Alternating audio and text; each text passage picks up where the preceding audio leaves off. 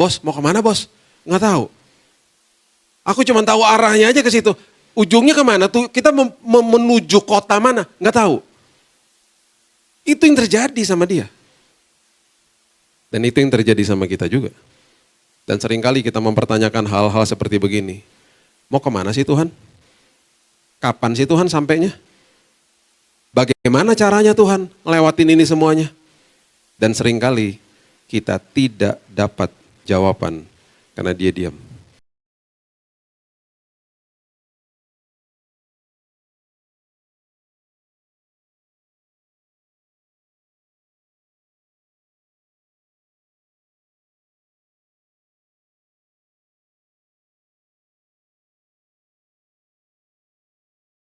Perjalanan, jadi kami nggak ada di rumah.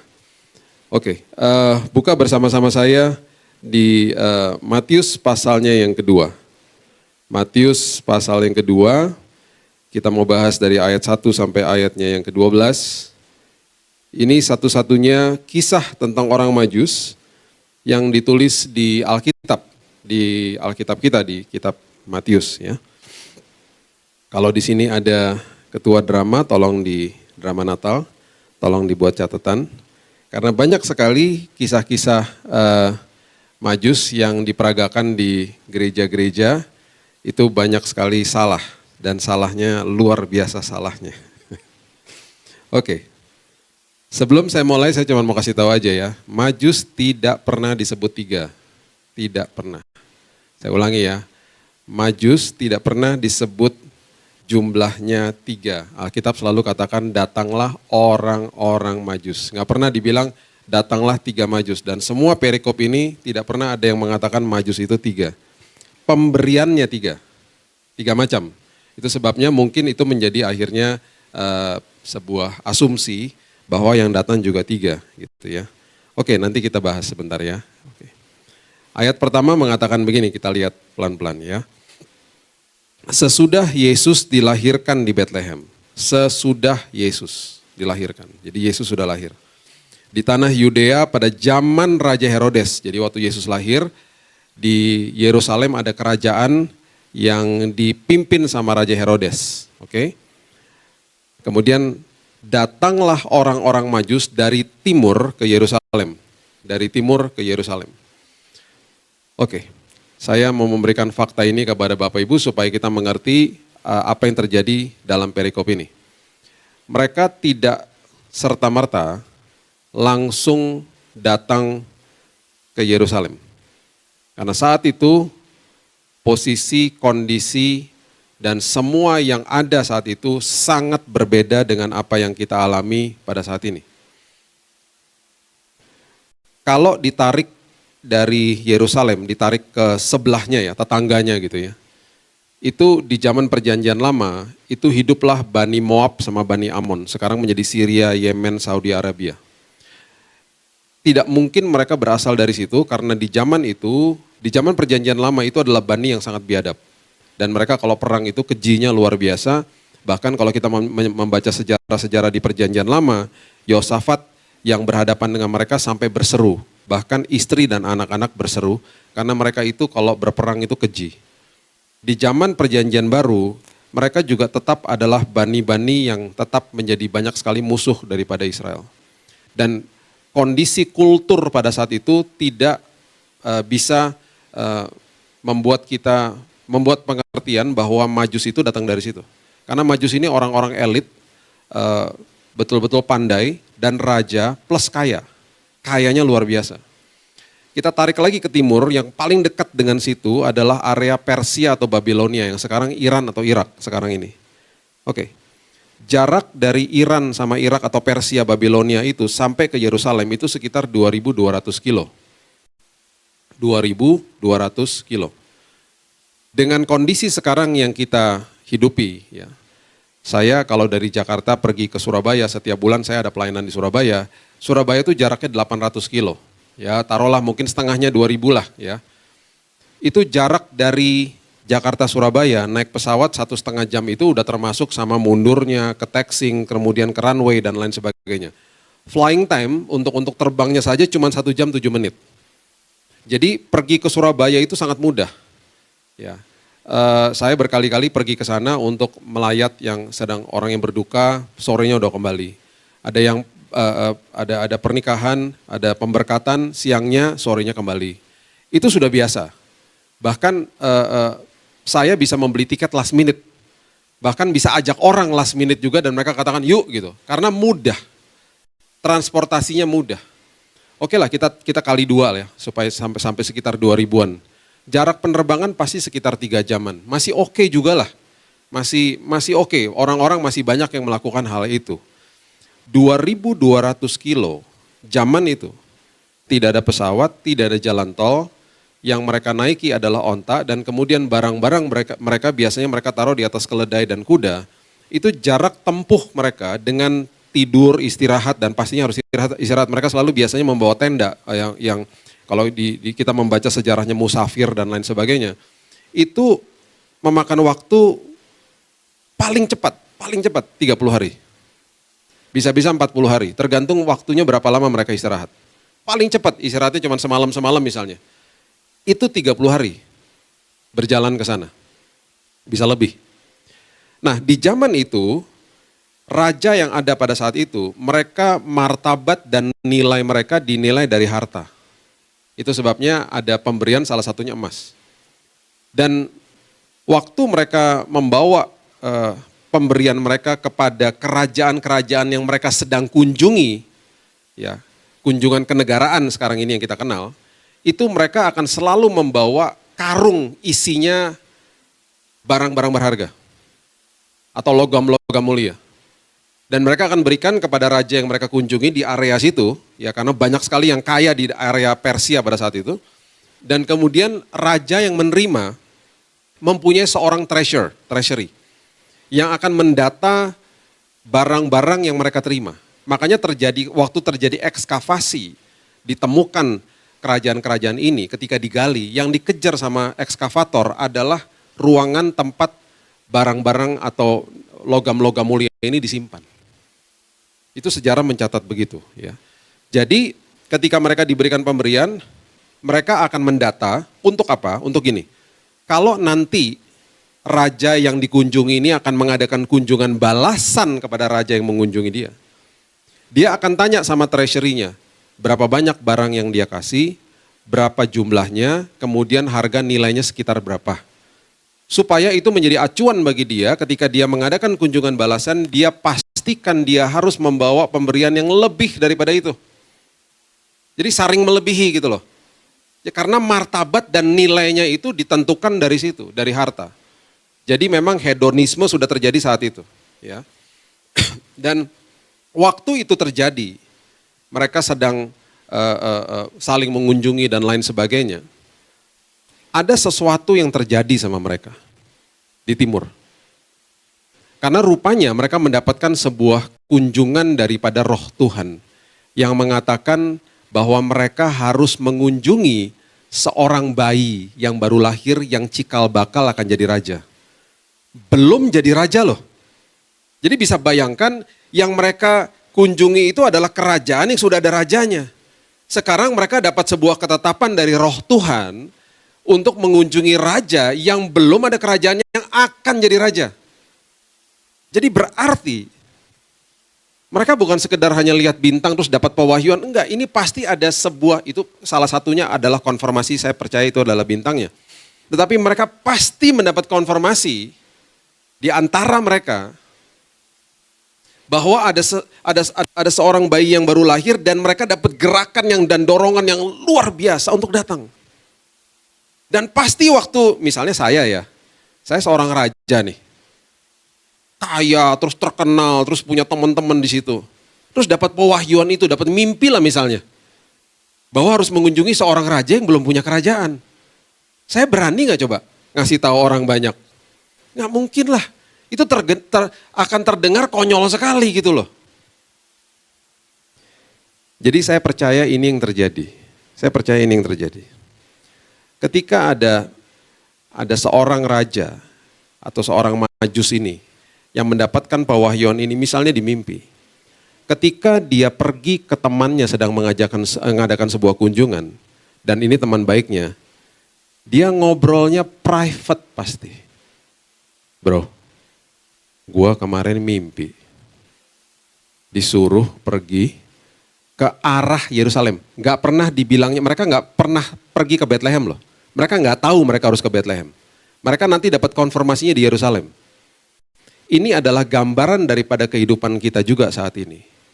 Kita seringkali hanya diberikan arah sama Tuhan, tidak diberitahu tujuan akhirnya seperti apa. Kita nggak tahu apa yang terjadi di 2023. Dan sudah banyak prediksi-prediksi yang buruk-buruk. Tapi saya mau pastikan kepada kita semuanya, tidak usah takut. Di dalam dunia tidak ada kepastian, di dalam Tuhan ada kepastian. Saya tidak juga pernah mau mengatakan bahwa, kalau anak-anak Tuhan nggak kena resesi, nggak mau saya. Karena itu nggak benar. Karena badai menimpa siapa saja, bisa menimpa siapa saja. Tetapi perbedaannya anak-anak Tuhan adalah kita didirikan di atas batu karang yang teguh. Seperti sebuah rumah didirikan di atas batu yang luar biasa, satunya lagi didirikan di atas pasir. Dua-duanya kena badai. Yang satu tetap kokoh, tetap teguh. Dan saya percaya kalau sampai terjadi sama kita, kita tetap kokoh dan teguh. Diberikan jalan keluar sama Tuhan. Kalau sampai ada kerugian diperhitungkan sama Tuhan. Kenapa? Karena kita adalah anak-anaknya. Sumber atas segala sumber adalah Tuhan kita. Jadi nggak usah takut masuk ke dalam tahun yang baru. Ke dalam sesuatu yang di depan mata kita ketidakpastian gitu loh. Karena kita berjalan bersama Tuhan yang memiliki kepastian. Dan itu yang terjadi berkali-kali. Nanti ibadah kedua kita akan membahas tentang perjalanan Abraham yang terjadi ribuan tahun sebelum ini. Abraham juga berangkat dari kota Ur. Di daerah situ juga disuruh pergi ke arah Yerusalem tanpa diberitahu kota yang ia tujui, ditulis di Ibrani. Dan Abraham berangkat juga dengan iman dan betul-betul hanya tahu arahnya. Bisa bayangkan nggak waktu dia berangkat, dia juga kaya dan rombongannya pasti besar. Bisa bayangkan stafnya dia, keluarganya dia bertanya selama perjalanan, bos mau kemana bos? Nggak tahu. Aku cuma tahu arahnya aja ke situ. Ujungnya kemana tuh? Kita menuju kota mana? Nggak tahu. Itu yang terjadi sama dia. Dan itu yang terjadi sama kita juga. Dan seringkali kita mempertanyakan hal-hal seperti begini. Mau kemana sih Tuhan? Kapan sih Tuhan sampainya? Bagaimana caranya Tuhan lewatin ini semuanya? Dan seringkali kita tidak dapat jawaban karena dia diam. Ketika dia diam, pastikan di dalam hati kita bahwa dia sedang jalan sama kita dan dia sedang kerja. Dan kalau kita digandeng sama dia nggak jawab, bagi saya itu udah cukup karena saya lagi digandeng sama dia. Itu sebabnya dikatakan firman adalah pelita bagi langkah-langkah kita, bukan lampu sorot yang kita bisa lihat ujungnya. Jadi prinsip saya adalah lebih baik saya berjalan dengan pelita yang kecil tapi sama Tuhan, daripada dikasih lihat lampu sorot, dikasih lihat ujungnya, tapi Tuhan gak hadir. Dan jangan pernah mengatakan bahwa Tuhan gak ada, atau Tuhan gak hadir, atau gak rasakan hadirat Tuhan. Itu salah sendiri. Hadirat Tuhan tidak bisa dirasakan pakai emosi. Sesekali emosi kita tersentuh. Sesekali tersentuh kita bisa nangis, betul. Tetapi hadirat Tuhan harus dinilai dengan iman, gak bisa pakai emosi. Sesekali tersentuh, betul. Kalau emosi sedang tidak tersentuh, apakah berarti Tuhan gak ada? Tuhan selalu ada. Jadi jangan pernah mengatakan aku gak rasakan hadirat Tuhan, ya salah sendiri. Tuhan selalu ada kok. Bahkan pemazmur mengatakan di dalam bahasa Inggris dengan sangat jelas, when I am awake you are still there. Ketika aku bangun engkau masih ada. Jadi pemazmur sedang memberitahu kepada kita sebelum kita tidur dia ada. Selagi kita tidur dia ada, waktu kita bangun dia masih ada. Karena dia nggak pernah tinggalkan kita. Tapi seringkali memang karena kita nggak pernah bisa lihat Tuhan secara fisik, kita mulai ketakutan. Karena yang kita lihat adalah masalah, yang kita lihat adalah ketidakpastian, yang kita lihat adalah penyakit. Kita nggak lihat Tuhan secara fisik. Sampai nanti kita menutupkan mata di bumi ini, kita nggak akan lihat Tuhan secara fisik. Tetapi Tuhan mau mengatakan apa kepada kita pada hari ini? Ketika engkau berjalan dalam hidup ini, arahkan telingamu kepada ucapanku, kepada firmanku, simpan dalam lubuk hatimu. Jaga hatimu dengan segala kewaspadaan. Jangan sampai firman itu menguap, hilang darimu. Karena ketika firman itu ada di dalam hatimu, itu sumber daripada kehidupan, bahkan kesembuhan bagi yang sakit. Itu firman Tuhan yang katakan dengan sangat jelas. Betul, kita harus mendengarkan suara Tuhan, itu pun gak audible. Tuhan juga tahu. Tuhan tahu betapa sulitnya, udah kita nggak lihat secara fisik, kita juga nggak dengar suara dia secara audible. Kita harus baca firman Tuhan, kita renungkan firman Tuhan, dan kita mulai berjalan dengan iman. Itu sebabnya Yesus mengatakan begini kepada Thomas. Karena engkau sudah lihat, engkau percaya. Ya itulah manusia. Tapi dia sambung kalimat itu. Berbahagialah orang, berbahagialah kita. Bahasa aslinya makarios atau diberkatilah kita semuanya yang duduk pada hari ini, di tempat ini, yang tidak lihat Yesus namun percaya. Kita sedang diberkati Tuhan. Tuhan sedang menyiapkan perkara dahsyat bagi kita. Karena pengharapan di dalam dia tidak pernah mengecewakan. Jadi ketika Majus ngobrol sama temennya, dia bilang, bro, gue dapat mimpi, gue gak berani kasih tahu bini gue bro. Nanti dipikir gue orang gila, gue gak berani. Tapi kenapa gue punya dorongan yang luar biasa, gue dapat mimpi itu mungkin bahkan berkali-kali mungkin. Tahu gak temannya ngomong apa? Serius loh, gue juga kemarin dan gue gak berani ngomong sama siapa-siapa. Ini konfirmasi, lu ngomong sama gue juga kemarin mimpi hal yang sama. Gue juga punya dorongan yang kuat, kenapa kita harus berangkat? Karena waktu itu gak seperti sekarang. Seperti saya katakan tadi, saya bisa ngajak teman saya gini, Surabaya yuk besok yuk gitu. Ngajak orang ke Bali coba. Ke Bali yuk minggu depan yuk. Seru juga ya. Ini gak mungkin, Yerusalem yuk. Gak mungkin. 2.200 kilo. Sebulan perjalanan. Seru juga tuh ya, gue gak pernah tuh Yerusalem, yuk jalan yuk gitu. Sebulan. Dan persiapannya pun menurut sejarah sebulan. Karena mereka harus siapin makanan ternak, makanan buat mereka, logistiknya nightmare katanya. Itu logistiknya luar biasa. Dan catat ini baik-baik para ketua drama. Menurut sejarah, satu Majus itu kira-kira rombongannya paling sedikit 40 orang. Karena ada staf yang ngurusin makanan ternak, makanan mereka, tenda, plus sama karung-karung yang memuat-muatan hadiah. 40.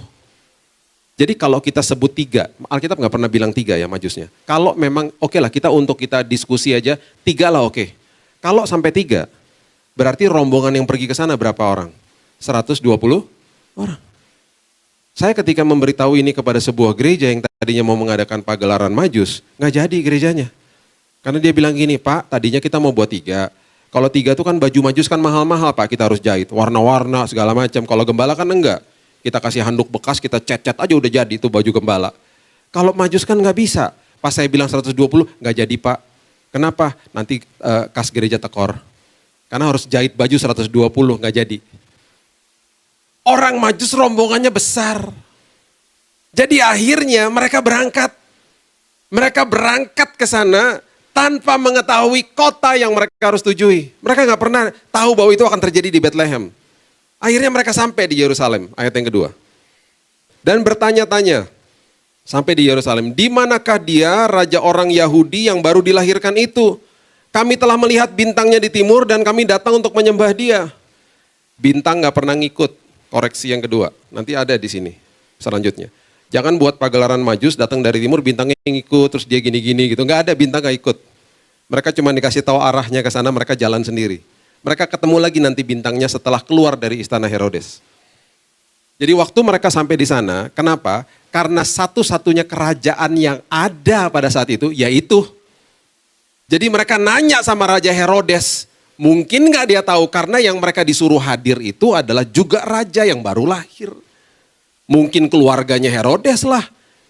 Itu mungkin pasti di dalam benak pikiran mereka. Pasti ini kan keturunan kerajaan-kerajaannya dia juga lah. Jadi mereka pergi ke sana, mereka cari kerajaan. Mereka samperin tuh Herodes. Waktu di sana akhirnya ditanya, ayat 3 mengatakan begini. Herodes mendengar hal itu, terkejutlah ia beserta seluruh Yerusalem. Kenapa Yerusalem terkejut? Karena diumumkan pastinya ke semua kota itu. Ada nggak yang tahu ada raja dilahir? Karena Herodes juga bingung. Hah? Keluarga aku nggak ada tuh. Yang baru-baru lahir hari-hari ini nggak ada. Diumumin ke Yerusalem. Yerusalem juga bingung. Orang-orang pada bilang nggak ada. Kami nggak tahu apa-apa. Udah bingung semuanya. Akhirnya. Puji Tuhan. Catat ini baik-baik. Ketika kita sedang dalam perjalanan dengan Tuhan. Tuhan senantiasa mempertemukan kita dengan orang yang tepat. Dan kesempatan yang tepat. Untuk sampai kepada tujuan. Itu perjalanan iman. Yang penting jangan ke kiri, jangan ke kanan, ikutin arahnya saja. Jangan hidup tidak taat. Jangan ke kiri atau ke kanan, ikutin jalannya Tuhan. Nanti dia akan pertemukan kita dengan orang yang tepat seperti kisah ini. Akhirnya Herodes memanggil siapa? Ahli Taurat. Jadi dia katakan begini, ya. Maka dikumpulkan ayat 4. Semua imam kepala ahli Taurat bangsa Yahudi diminta keterangan dari mereka di mana Mesias akan dilahirkan. Jadi udah nggak dapet jawaban, udah bingung, dipanggil ahli Taurat. Maksudnya apa? Mereka dipanggil ngomongnya pasti gini. Imam-imam pada kumpul kan, bilang, tolong kalian buka tuh gulungan-gulungan kitab perjanjian lama maksudnya. Gulungan kitab-kitab Taurat, kitab-kitab Musa, kitab-kitab nabi-nabi. Kamu buka itu semuanya, kamu lihat ada nggak nubuatan yang mengacu kepada hari ini, yang menyatakan bahwa di daerah sini ada seorang bayi yang lahir yang akan jadi raja. Coba buka. Mereka pasti masuk ke dalam ruangan, mereka mulai bongkar tuh gulungan-gulungan kitab. Bapak Ibu bisa bayangkan nggak 120 rombongan yang baru sampai di istana Herodes. Apa nggak nervous tuh? Nungguin itu ahli-ahli Taurat keluar dari ruangan. Kalau mereka keluar dari ruangan mereka bilang gini, nggak ada. Ada dua kemungkinan. Mereka keluar, mereka tetap cari tahu sama yang lain-lain, mereka tetap jalan. Yang kedua, pulang. Pulang. Inilah kalau berjalan sama Tuhan, ngeri-ngeri sedap. Itu sebabnya Majus juga ngeri-ngeri sedap. Masuk nih mereka ke dalam ruangan, dan tiba-tiba mereka ketemu kitabnya. Dan mereka keluar dari ruangan itu, saya percaya mereka pasti berteriak-teriak, mereka pasti bilang, ketemu, ketemu, pasti gitu. Dan ini yang mereka katakan, ayat 5. Mereka berkata kepadanya, di Bethlehem di tanah Yudea. Ketahuan kotanya. Di Bethlehem di tanah Yudea, bos. Dia ngomong gitu mungkin sama Raja Herodes. Karena demikian ada tertulis dalam kitab Nabi, dikutiplah ayat yang ke-6, dikatakan, dan engkau Bethlehem tanah Yehuda. Dibacakan nih ya, engkau sekali-kali bukanlah yang terkecil di antara mereka yang memerintah Yehuda, karena daripadamu lah akan bangkit seorang pemimpin yang akan mengembalakan umatku Israel. Bapak Ibu kalau ada Alkitab di HP-nya, di situ ada tanda bintang. Kalau diklik di situ, itu akan langsung membawa kita ke Mika pasal yang ke-5 ayat yang kedua. Rupanya itu yang ketemu. Rupanya gulungan kitab Mika yang ketemu yang mengacu kepada nubuatan ini. Dan itu yang dikutip sama mereka, itu yang dikatakan kepada mereka. Bisa bayangkan nggak 120 rombongan Majus semuanya saling peluk-pelukan. Yes, yes, pasti gitu semua. Dan si para Majus ini yang mendapatkan penglihatan di timur, betapa leganya mereka katakan luar biasa ya. Kita dapat perjumpaan sama Tuhan dan kita mulai dapat konfirmasinya satu-satu. Pertama bintang, kemudian konfirmasi daripada ahli Taurat. Kita lanjutkan ayat yang ke-7 mengatakan, lalu dengan diam-diam Herodes memanggil orang-orang Majus dengan teliti bertanya kepada mereka bila mana bintang itu nampak. Mulai diinterogasi, kapan sih bintang itu mulai pertama kali nampak dan lain sebagainya. Herodes juga akhirnya pengen tahu, ini luar biasa nih. Kalian datang ke sini jauh-jauh dan kalian hanya mendapatkan sebuah penglihatan, sebuah pengalaman sama Tuhan. Oh langsung merasa terancam. Oh berarti beneran nih nanti nih. Ini cikal bakal akan jadi raja yang luar biasa. Bayangkan Tuhan yang menyuruh kamu di sini. Dia langsung mempunyai sebuah evil plot. Dia mempunyai rancangan yang jahat untuk membunuh bayi Yesus. Kemudian ia menyuruh mereka ke Bethlehem, katanya pergi dan selidikilah dengan seksama hal-hal mengenai anak itu. Disuruh selidiki. Siapa sih ini? Dan segera sesudah kamu menemukan dia, kabarkanlah kepadaku supaya aku pun datang menyembah dia. Jarak antara Yerusalem sampai ke Bethlehem tidak jauh, sekitar 7-9 kilo. Ya, tidak jauh. Setelah mendengar kata-kata raja itu, berangkatlah orang-orang Majus ini, para Majus ini ya. Dan lihatlah bintang yang mereka lihat di timur mendahului mereka hingga tiba dan berhenti di atas tempat di mana anak itu berada. Bintangnya keluar lagi. Ketika mereka melihat bintang itu sangat bersukacitalah mereka. Konfirmasi demi konfirmasi satu-satu. Dan pada akhirnya dikatakan, maka masuklah mereka ke dalam rumah. Catat itu baik-baik. Dan melihat anak itu bersama Maria ibunya. Lalu sujud menyembah dia. Mereka membuka tempat harta bendanya. Membuka tempat harta benda itu bahasa Inggrisnya sacks of gold. Sacks itu karung. Karung. Jadi mereka jangan buat drama Natal kasih persembahannya kecil-kecil, kotak kecil gitu. Enggak, karung. Mereka bawanya ke karung. Penuh dengan harta. Mempersembahkan persembahan kepadanya emas, kemenyan, dan mur. Karena diperingatkan dalam mimpi supaya jangan kembali kepada Herodes, pulanglah mereka ke negerinya melalui jalan lain. Mereka mendapatkan perjumpaan dengan Tuhan lagi setelah itu. Mereka dapat konfirmasi roh Tuhan katakan jangan pergi melalui jalan Herodes, pulang lewat jalan ini. Koreksi yang terakhir ya, kepada ketua-ketua drama kalau ada. Orang Majus nggak pernah pergi ke Palungan. Jangan buat drama Natal, orang Majusnya ke Palungan ketemu sama gembala, terus say hi lagi, hai gitu. Orang Majus nggak pernah ketemu sama gembala. Orang Majus perginya ke rumah. Dan dikatakan udah jadi anak Yesusnya. Anak, bukan bayi. Jadi jangan mengarahkan maju, udah cuma 3. Kadonya kecil, ke Palungan, ketemu sama gembala, itu udah salah semua udah. Itu. Terus ketemunya bayi, dikatakan Alkitab dengan jelas katakan perginya ke rumah, jumpa sama anak. Yusuf nggak disebut. Ada kemungkinan Yusufnya udah kerja, Gojek kalau nggak salah mungkin. Yusuf udah nggak ada, di situ lagi kerja, pasti udah hari-hari biasa nih. Yesusnya udah bertumbuh jadi anak gitu loh. Dan bagi keluarga Yesus, mereka juga mendapatkan sebuah perjumpaan yang luar biasa. Karena setelah ini mereka harus mengungsi ke Mesir. Dan emas itu pastinya menjadi modal mereka dan menjadi bekal mereka untuk pengungsian. Dan apakah Alkitab pernah mencatat orang-orang Majus ini diberikan kunjungan balasan sama Yesus ketika Yesus bertumbuh dewasa dan diberikan barang-barang yang berlebihan lagi? Gak pernah. Saya percaya mereka lepas dari hedonisme mereka. Mereka akhirnya berjumpa dengan seorang raja. Dan mereka mendapatkan sebuah perjalanan iman dengan Tuhan. Yang mereka ketika pulang pasti hati mereka katakan, itu sudah cukup bagi saya. Itulah kehidupan kita. Kehidupan kita yang seringkali kita lihat di depan kita memang tidak ada kepastian. Tetapi berjalan sama Tuhan selalu ada kepastian. Dia akan pertemukan kita nanti khususnya di tahun depan, saya percaya. Dengan orang-orang yang tepat, kesempatan yang tepat, dan kita akan sampai ke ujung dengan selamat. Dan kita akan katakan itu semua karena Tuhan. Saya akan tutup dengan kisah ini. Saya seperti Bapak Ibu tahu, saya divonis mati sama dokter tahun 2019 terkena kanker darah. Dan waktu saya dirawat di Singapura, anak saya yang pertama itu sedang SMA juga di sana. Dan anak saya yang kedua waktu itu sedang berhadapan dengan ujian juga kelas 6 SD di Jakarta. Waktu saya dirawat, saya sudah saksikan di sini berkali-kali ya. Saya ini dalam kondisi yang mengalami kondisi-kondisi krisis. Udah hampir mati itu beberapa kali. Karena setelah di kemo drop semua, leukosit saya udah 0 angkanya. Betul-betul saya infeksi akut plus kansernya plus infeksi plus segala macam udah jadi campur jadi satu. Udah komplikasi.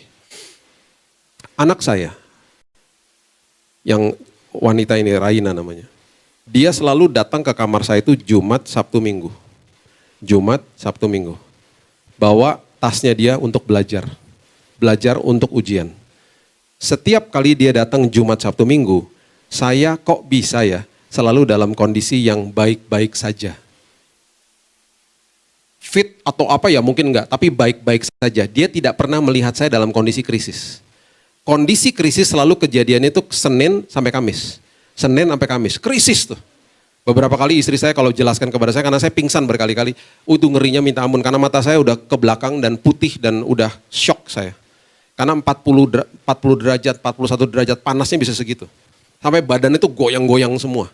Karena udah infeksi dalamnya. Leukosit darah putihnya 0 dah. Bakteri yang baik pun jadi bakteri jahat di dalam tubuh saya.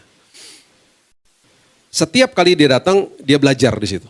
Sampai-sampai setelah terjadi beberapa minggu, saya bilang sama suster, sama istri saya, jangan kasih tahu dia ya. Saya pesan sama suster, jangan kasih tahu. Karena ini anak datang ke sini belajar, entar takutnya dia stres lagi. Tahu saya dalam kondisi krisis. Udah, dia belajar. Singkat cerita, Bapak Ibu sudah tahu kesaksian saya dapat mujizat Tuhan. 1 bulan setelah itu saya dinyatakan free. Dokter nggak bisa temukan kankernya hilang. Dan akhirnya singkat cerita di bulan Mei 2019 saya di-discharge, dikeluarkan semuanya dari rumah sakit. Udah dalam kondisi yang baik. Dan di bulan Mei itu saya dapat email dari rektor Biola University, Universitas Biola di Los Angeles, Amerika. Salah satu sekolah yang anak saya ngelamar. Dia katakan begini, Pak, karena angkanya baik sekali, one of the best di Singapura, kami memberikan beasiswa yang sangat besar, sangat besar. Bahkan kami akan memberikan kemudahan-kemudahan bagi dia kalau dia nanti mau kerja dan lain sebagainya. Singkat cerita, sebelum dia berangkat, saya ngaku sama dia. Saya bilang, Kak, beberapa kali Dedi dalam kondisi krisis, hampir meninggal. Dia nangis. Dia bilang, kenapa aku gak dikasih tahu? Saya bilang gini, Tuhan yang gak mau kasih tahu. Karena seolah-olah kamu seperti dibutakan kalau kamu datang. Kamu bisa tahu gak? Kamu bisa berpikir nggak, kalau sampai kamu lihat Dedi dalam kondisi krisis, apakah kamu bisa belajar? Kamu pasti jadi stres. Kamu nggak dapat angka baik. Kamu nggak dapat beasiswa ini. Tapi kok bisa Tuhan buat sedemikian rupa, sampai kamu tuh nggak lihat, kamu dapat angka baik, kamu dapat beasiswa, kamu berangkat hari ini. Di situ kita bersama-sama mengutip Roma 8 ayat 28, yang mengatakan apa?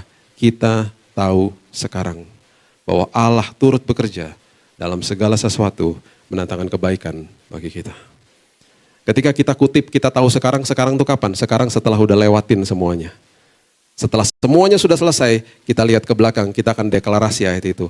Aku tahu sekarang bahwa Allah turut bekerja dalam segala sesuatu.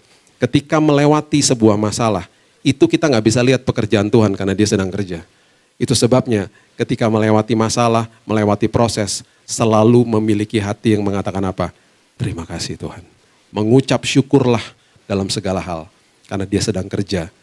Dan nanti setelah selesai semuanya, kita akan terkagum-kagum, terpesona sama pekerjaan dia.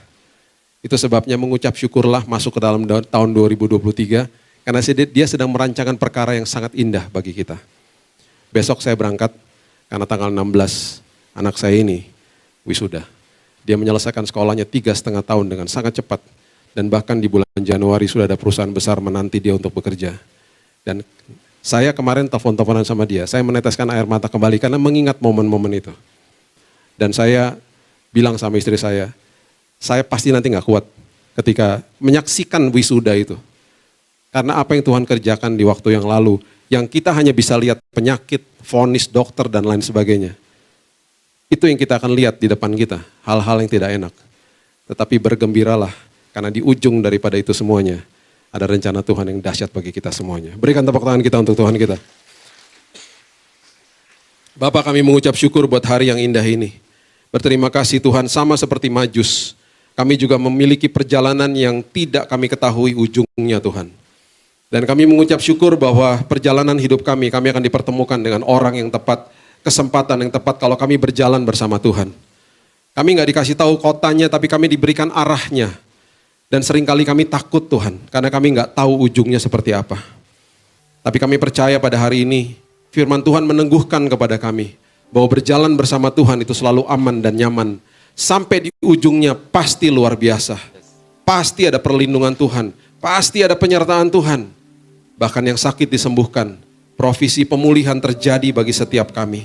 Masuk ke dalam 2023 nanti Tuhan, bukan sekedar kemeriahan Natal yang kami rayakan, tetapi kemeriahan kelahiran Yesus kami rayakan di dalam hati kami, menjadi modal kami Tuhan, menjadi pelita bagi hidup kami, untuk masuk ke dalam tahun yang baru, masuk ke dalam tahun yang menurut dunia tidak ada kepastian, tapi di dalam Tuhan, selalu ada kota yang dibangun, selalu ada tujuan yang dibangun untuk setiap kami. Itu sebabnya kami bergembira Tuhan, bersuka cita di dalam pengharapan. Karena kami tahu berjalan bersama Yesus pasti memiliki kepastian. Pasti memiliki ujung yang luar biasa. Dan setelah itu semuanya selesai, kami akan katakan, kami tahu sekarang bahwa Tuhan turut bekerja dalam segala sesuatu. Dan selalu mendatangkan kebaikan bagi kami orang-orang percaya. Kami akan sampai di ujung dengan selamat Tuhan. Dan bahkan kami mengalami Tuhan dan hidup kami penuh dengan kesaksian. Hanya di dalam satu nama yang indah, Yesus Kristus Tuhan dan Juru Selamat kami sudah berdoa dan mengucap syukur. Kita sama-sama katakan, amin. Tuhan berkati.